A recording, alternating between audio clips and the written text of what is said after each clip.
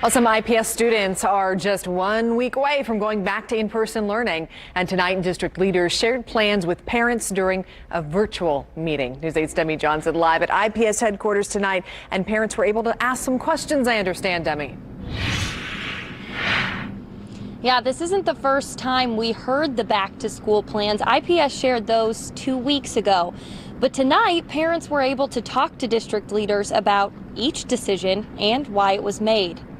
When IPS students head back to their classrooms on October 5th, Superintendent Alicia Johnson says the district will follow a phased approach. At this point, we are in communication with the Marion County Public Health Department about that guidance, but it's not going to have any immediate impact on our plans to return to in person. Several families asked what the district is doing to make sure the experience is the same for virtual and in-person students. They will also be able to see their classmates that will be at school. They will be actually a part of that same classroom. They'll be following along with their teacher. Their teacher will be doing direct instruction. They should be able to see their teacher as they're in the classroom, as well as see whatever the teacher is projecting on their screen. Several parents also shared concerns about the way the district would support the most vulnerable students, as well as students with special needs. They'll have the option to come to class in person every day except Wednesday, which remains a virtual learning day for the entire district. They'll have the option to be virtual as well, although school officials advise against that. We are recommending,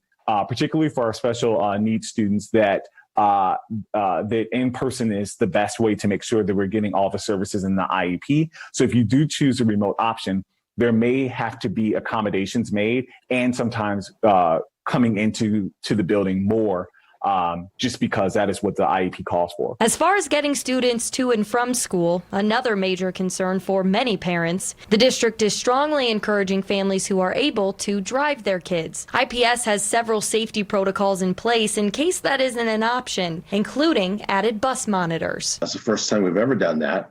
To monitor student safety, assigned seats, make sure that those students are in those assigned seats, and then they'll take a digital attendance so that in the event that there is contact tracing, we'll have that information daily per route per school.